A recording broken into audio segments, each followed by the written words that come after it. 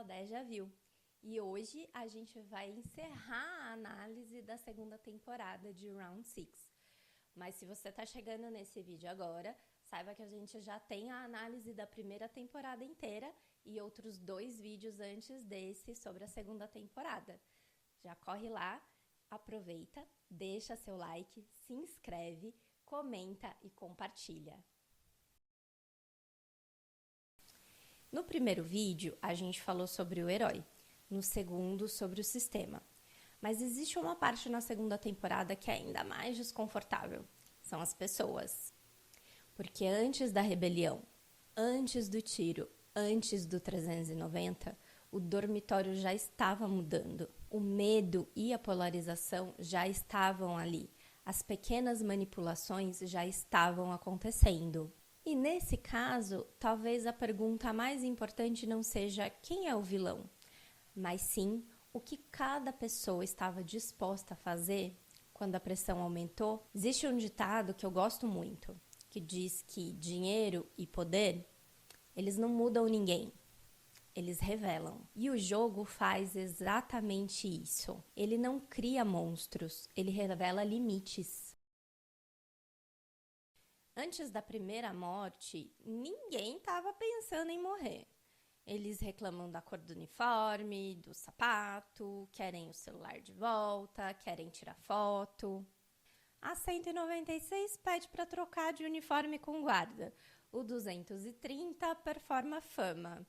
Tem gente querendo selfie e o 333 ainda pensando em investimento. A cabeça deles está no trivial e isso é importante, porque o sistema não captura pessoas prontas para o horror. Ele captura pessoas distraídas. O 456 sabia, ele já tinha passado por aquilo tudo. Ele poderia ter ido embora quando deram essa opção. Poderia ter alertado antes, poderia ter criado pânico, mas ele se calou. Ele assina, ele observa, ele espera. E então, ele só decide falar alguma coisa no Batatinha Frita 1, 2, 3. E isso importa, porque até o herói escolhe o momento de agir. No Batatinha Frita 1, 2, 3, todo mundo ri dele, até a 196 cair. É a primeira baixa, e a ficha cai junto com ela. O 456 tenta orientar, tenta organizar, mas tem alguma coisa acontecendo ali do lado. O 230 empurra as pessoas. Ele ainda nem sabe que o prêmio aumenta com as mortes. Ele não tem incentivo financeiro, ele age por excitação, por performance. E isso revela muito mais do que ganância. Revela o prazer pelo caos. O trio dele, 230, 124, 256, se movimenta como um bloco, mas a lealdade ali é frágil. O 256 começa como sombra dos dois, do 230 e do 124. Rindo, babando ovo, seguindo, até o jogo social. Quando a contagem começa a diferir daquele grupinho que você tem. Alguém precisa sobrar. E o 230 expulsa quem? O 256, sem hesitar. Quando chega na cabine, ele olha em volta e pergunta, ué, cadê ele? Ele esquece que foi ele quem o descartou. E depois ele ainda faz de novo, porque o 125 e a 380, eles se juntam ao grupo. E quando o jogo exige dupla, o 230 descarta o 125. E depois pergunta de novo, onde que você estava? Isso não é apenas efeito da droga, é ausência de eixo, é lealdade enquanto conveniente. Quando não servir mais, é descartável. Depois da 196, vem a primeira votação. E ali o medo ainda é recente, a divisão não é pessoal. É estatística, é choque, é tentativa de entender o que está acontecendo. É nesse momento que o 456 precisa revelar que ele já passou por ali. E ele espera que com isso ele convença as pessoas a votarem pela interrupção dos jogos. Mas tem o efeito oposto. E o 001 usa isso como argumento. Se alguém já venceu, então é possível vencer de novo. E o que era para gerar medo, vira esperança. E ali o 456 deixa de ser jogador e vira símbolo. E símbolo gera um efeito que nem sempre você consegue controlar. Depois do primeiro jogo e depois da frustração da previsão errada, o 456 não está confiante. Ele achou que era a Dalgona e não era. Alguns ficaram irritados. Ele não parece mais o homem que sabe de tudo. E então vem o jogo das 6 pernas. E, diferentemente do anterior, nesse, ninguém se salva sozinho. É ritmo coletivo, coordenação e confiar que o outro não vai errar. Nesse jogo, algumas alianças começam a tomar forma. 149 e 120 estão na mesma equipe, junto com o 07, a 44 e a 95. A dinâmica não nasce da liderança do 456. Ela nasce de distribuição espontânea. O 390 fala do beisebol, a 222 fala do DAC. Cada um assume o que sabe fazer de melhor. É sobrevivência compartilhada. A 120 é estratégica. Ela pensa rápido, calcula movimento, ajuda a organizar o ritmo. A 149 é mais emocional. Ela observa, confia, se aproxima. A 95 já está muito fragilizada. Ela não está ali para competir, ela quer parar. Ela está ali tentando aguentar. E a cooperação funciona. Eles passam. E essa vitória coletiva cria algo perigoso: proximidade. Porque sobreviver juntos cria a sensação de que estão todos do mesmo lado, mas ainda não foram testados pela escolha. Enquanto isso, lá no grupo do 456, o 001 provoca o 390. Não é confronto direto, é uma cutucada sutil. Questiona tempo, questiona esforço, planta dúvida. Ele ajuda, mas testa. Ele observa como cada um reage à pressão. Nesse jogo fica claro, ninguém está confortável, nem 390, nem 456, nem 95. Eles também passam. Mas a tensão não some, ela se reorganiza. E o próximo teste não será físico, será moral. Depois das 6 pernas, eles não são mais apenas números, eles sobreviveram juntos. Eles correram no mesmo ritmo, erraram e se equilibraram juntos. E isso cria algo muito perigoso dentro do jogo: a confiança. A 149 e a 95 passam a confiar na 120. Elas passaram juntas, criaram uma comunidade dentro do caos. E então vem a votação. Agora não é mais choque inicial, não é mais desinformação. Agora todo mundo sabe exatamente o que está acontecendo ali. E mesmo assim, a 120 vota para continuar. Acontece ali algo silencioso. A 149, ela se decepciona. Não é uma raiva explosiva. É frustração, porque a expectativa era outra. Porque depois de sobreviver juntas, ela pensava que estavam alinhadas. Mas a 120 não vota por maldade, ela vota por cálculo. Ela acredita que ainda tem chance, ela acredita que consegue atravessar tudo aquilo. E aí a série mostra algo muito importante: o vínculo não elimina o interesse individual. Sobreviver juntas não significa querer o mesmo desfecho. E a 95 sente isso com ainda mais peso. Ela estava desgastada, ela não queria continuar mais. A votação não é só resultado, é quebra de expectativa. E essa fratura, ela é pequena, mas prepara algo maior. Porque o próximo jogo, o jogo social, não vai exigir coordenação, vai exigir escolha. E quando as escolhas vêm, as rachaduras aparecem. Se nas 6 pernas o desafio era cooperação, no jogo social é vínculo sob pressão. Não basta correr, não basta ter habilidade, você precisa ser escolhido ou escolher. E isso revela algo muito íntimo. Quando o número não fecha, alguém precisa se mover. O 07 é puxado. Ele resiste por um segundo, olha para a mãe, mas vai. Não porque deixou de amá-la, mas porque o instinto gritou mais alto que o vínculo. E a mãe vê. E ela entende. Mas dói. O jogo faz isso. Coloca amor e sobrevivência em conflito direto. O grupo formado por 230, 124, 125, 256 e 380 parece estável, até que os números mudam. O 230 deixou o 256 para lá. Lembra? Depois ele pergunta: cadê meu parceiro? Pois é. O número muda de novo e agora são 3. 230 e 124 logo se escolhe. Sobra, então, o 125 e a 380. Eles têm que decidir. O 230 sugere: joga Joca em pô. Só que a 380 não aceita a lógica da disputa. Ela estende a mão pro 125 e sugere que eles procurem outra pessoa. Só que o 125, ele faz ali um cálculo rápido. Se ele for com 230 e o 124, ele não precisa procurar mais ninguém. Se for com ela, ele ainda corre o risco porque eles precisam de mais um. E aí ele aproveita a mão estendida dela e joga a tesoura.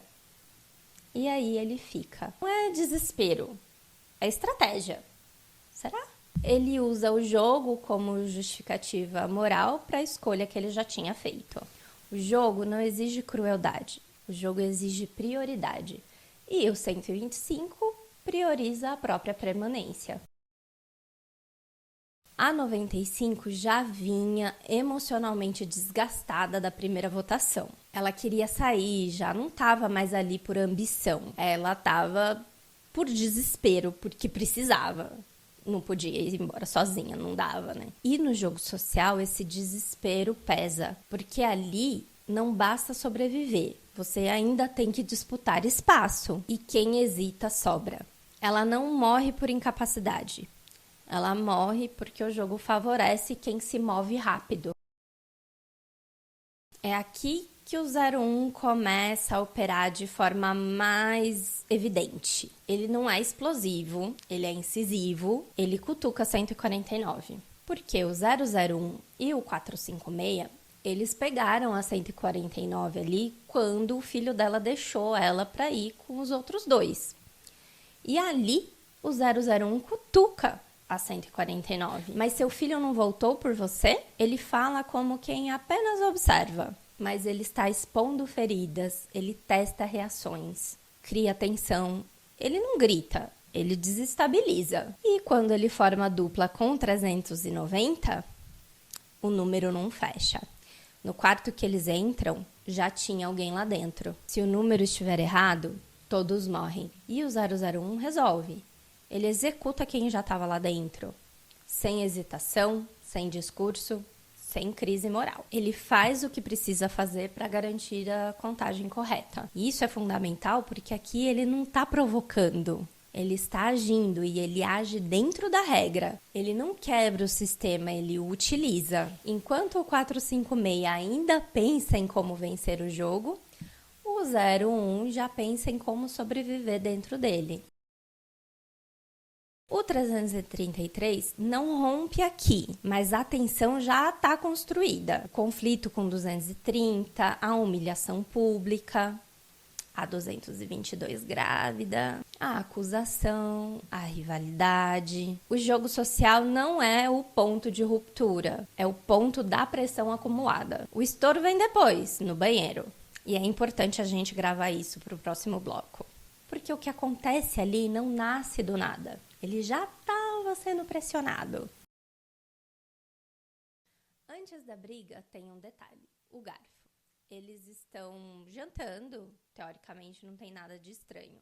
Mas o talher não faz sentido. Eles não usam garfo. Eles estão servindo gimbap. Você come ali segurando, né, com a mão. E o talher não é de plástico, não é descartável, é metálico, pontudo, funcional como arma. E o 456 percebe. Ele olha, processa, mas ainda não age, porque até ali é tensão contida. O dormitório já está dividido. De um lado X, que quer parar, do outro círculo, que quer continuar. Eles dormem separados, com linha no chão. Não é só organização, é polarização. E ainda não existe violência física, só provocação. Existe pressão e existe a tentativa de mudar o voto. No banheiro, o conflito deixa de ser coletivo e vira pessoal. O 125 votou pelo encerramento dos jogos e o 230 quer continuar. E ele vai lá pressionar. Só que o 125 não tá mais sozinho. O 333 intervém. Ele alerta o pessoal do X. Olha, pessoal, estão aqui tentando coagir o nosso colega a mudar o voto. E o 230 provoca, virou fiscal eleitoral agora? Essa tensão que vinha sendo construída desde o começo, agora explode. O 333 erra o primeiro soco, mas o 230 acerta. Agora é físico, não é mais discurso. E quando o 230 parte para matar, o 333 reage. O garfo entra na garganta. Não é estratégia, é instinto, é sobrevivência, é desespero. E o 230 cai. Depois que mata, o 333 se tranca. Ele não celebra, ele não racionaliza, ele entra em choque. Ali nasce a ruptura. Porque até então, a violência era ameaça. Agora é fato. Quando eles voltam para o dormitório, vem o detalhe importante. Tal qual na primeira temporada, o prêmio subiu.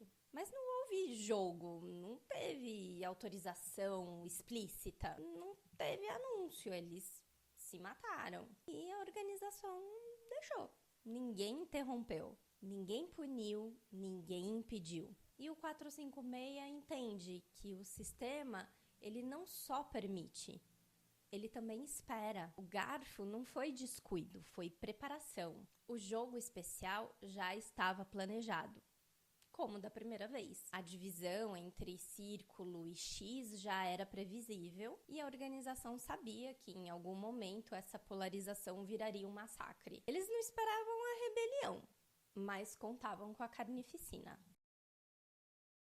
Quando o 456 vê isso, ele muda. Não porque ele ficou mais bravo, mas porque ele começa a perceber a engrenagem. Mas só começa, viu? Porque não vai muito além disso, não. Se eles esperam que a gente se mate, então dá pra gente usar isso. É aqui que nasce o plano. Ele não nasce da compaixão, ele nasce da leitura estrutural. Ele decide aproveitar o apagão, a previsibilidade da violência. Ele acredita que pode usar o caos como porta de entrada. E é aqui que está o erro.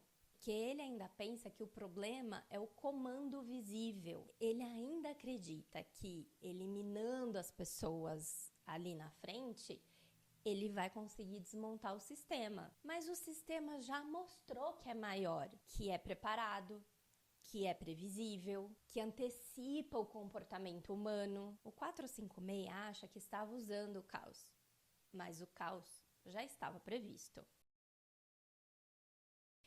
Depois do banheiro, o clima muda. Não é mais tensão contida, é guerra declarada. O plano do 456 surge da leitura correta. O sistema espera o massacre. Ele então decide usar o apagão, usar o caos. Ele não quer mais sobreviver, ele quer acabar com aquilo. Isso é o que torna tudo mais trágico, porque intenção não é estratégia.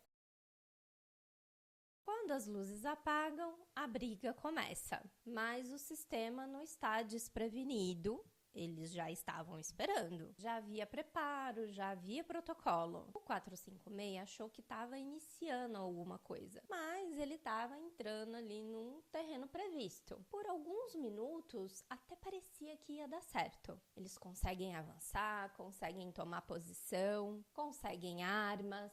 E aqui os personagens revelam quem são.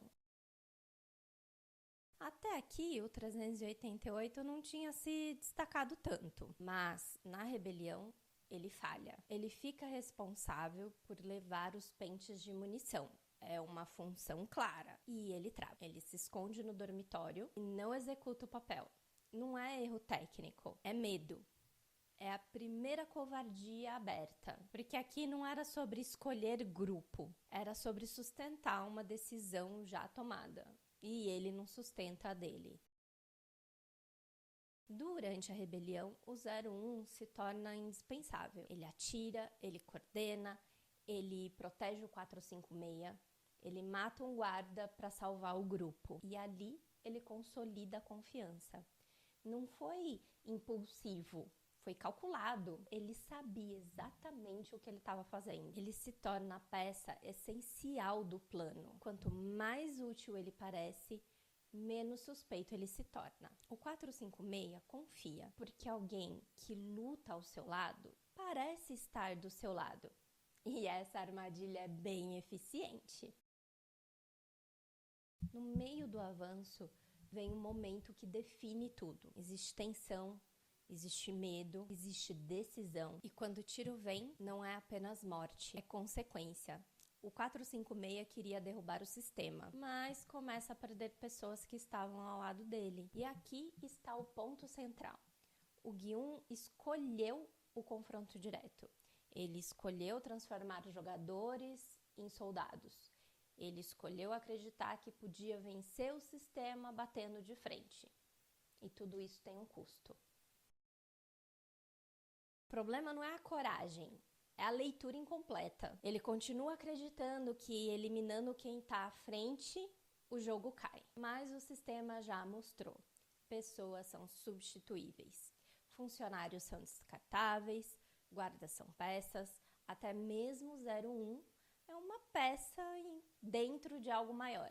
O Gi-1 pensa em termos de rosto, enquanto que o sistema opera em termos de engrenagem.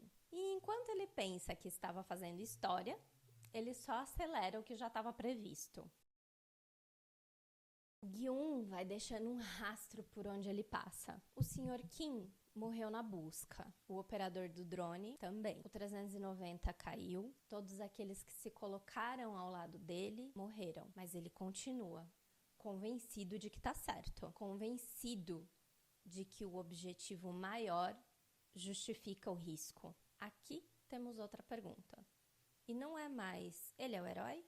E sim, quantas pessoas ele está disposto a arrastar com ele?